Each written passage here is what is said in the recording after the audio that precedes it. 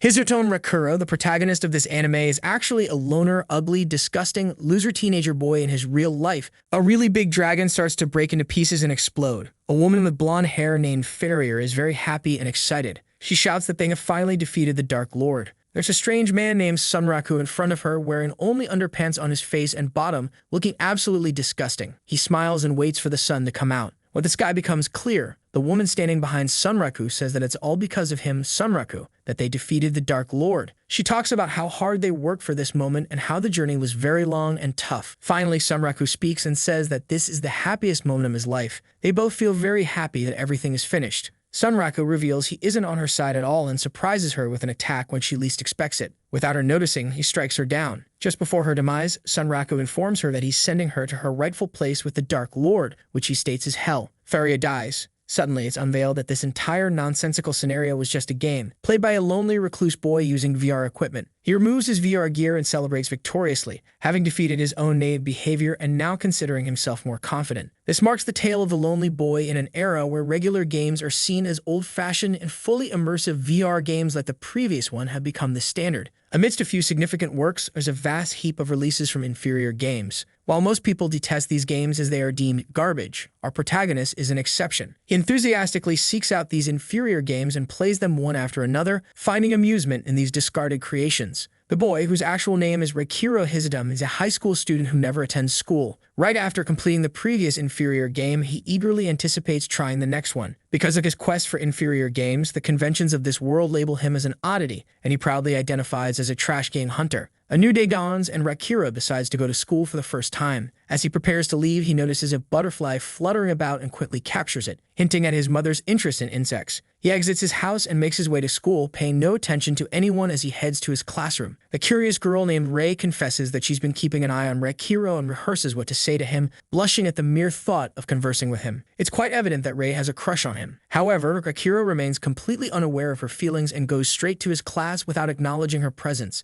After school, the scene shifts to a game shop where the manager puts up a poster about a possibly new VR game. Rei, the girl who has a crush on Reikiro, visits the game shop to check if he's there. She confesses her true intentions to the shop owner, hoping to find Reikiro. The shop owner, understanding Rei's feelings, informs her that Reikiro hasn't visited the shop today. Rei feels embarrassed and blushes as the shop owner playfully teases her, saying she's fortunate to be young and in love. Sensing Rei's deep interest in Reikiro, the shop owner shares some confidential information, revealing that Reikiro is currently engrossed in attempting to conquer a particularly special inferior game. This explains why he hasn't had the time to visit the shop after school. Upon hearing this, Rei inquires further about the extra special game and discovers that Reikiro is currently playing Mercurio Chronicle Online. However, what Rei doesn't know is that Reikiro has already finished this game and might be coming to the shop soon. Undeterred, she wonders if she could conquer a game like that. The shop owner shares her perspective, stating that a woman would find it difficult to beat such a ridiculously challenging game with its poor combat mechanics. Disheartened, Rei decides against playing the game and instead asks the shop owner about its premise. Although it's not impressive, the shop owner mentions a peculiar detail. Players must wear only shorts and face masks when facing the final bosses of the game. They both find it ridiculous, but considering it's a trashy game, they'd find it somewhat reasonable. While they continue discussing this, Reikiro enters the shop looking worn out. He asks the shop owner if she has any decent trash games.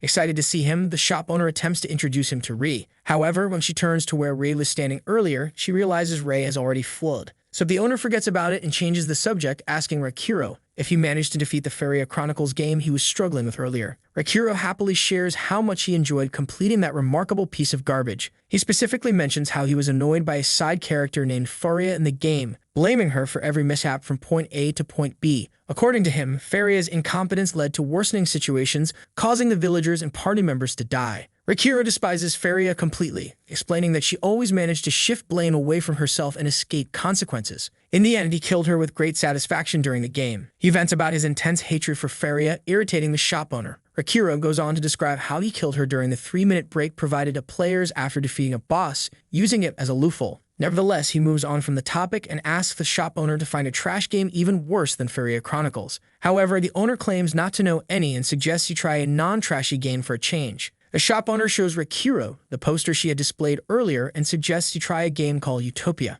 She believes that every gamer should experience a change once in a while and advises him once again to play something that isn't trash. She explains that Utopia, also known as Shangri-La Frontier in Japanese, is a fully immersive VR game played by over 30 million gamers nationwide. Intrigued, Rikiro decides to give it a try and asks the owner to tell him more about the game. She explains that Utopia is a genuinely enjoyable game designed to cater to a wide audience. She even goes as far as to claim that it's a game with God-tier difficulty. Back in his room, Rikiro, still uncertain about whether a trash game hunter like himself should play a decent game, starts researching the game online. He discovers that it was released last spring and even earned a Guinness World Record for the highest number of player logins. However, this fact doesn't particularly impress him. To gain a better understanding, he delves into the game's concept. Upon further research, he finds out that the game is set in a world where a colony fleet from space arrived and eventually perished, leaving behind a new society. Thousands of years later, this society lives at roughly medieval technological levels. The game incorporates sci-fi elements seamlessly, in contrast to Furia, which is so poorly received that its critics struggle to find any redeeming features. Moreover, Utopia is adored by a vast majority, and the few detractors it has are overshadowed by its tens of thousands of fans.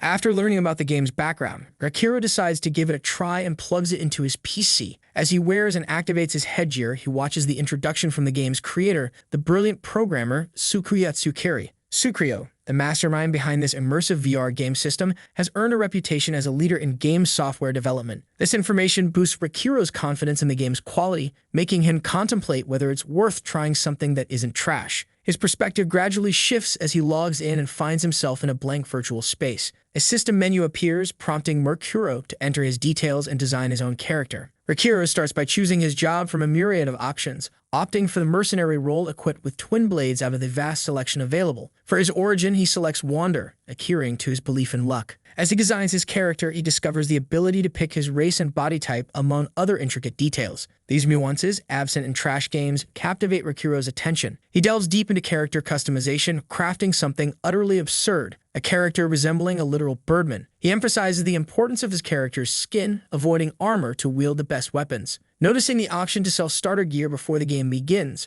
Rikiro seizes the opportunity, making a substantial profit that he believes will be beneficial in the future. He names his player Sunraku once more and skips the prologue entirely, diving right into the actual game. Rikiro finds himself in a vibrant forest, where he takes the opportunity to test the game mechanics and appreciates the excellent world design. He consults the map to determine his location and decides to venture to a random area instead of the typical starting town. Walking in a random direction, he heads toward the nearest city. Along the way, he faces a goblin ambush and defeats it easily, instantly leveling up. However, he encounters a surprisingly fierce rabbit that proves more challenging than the goblin. Yet Rikiro demonstrates his strength by overcoming the rabbit, leveling up to rank 4 in the process. This achievement grants him a new skill, sparking his curiosity to explore various fighting styles. Intrigued by the game's reputation, Rikiro wonders if he'll encounter any bugs, but to his surprise, the game seems flawless. He feels confident in maximizing his skills and dedicates himself to grinding points, swiftly reaching level 12. With his increased level, he gains more skills in his arsenal.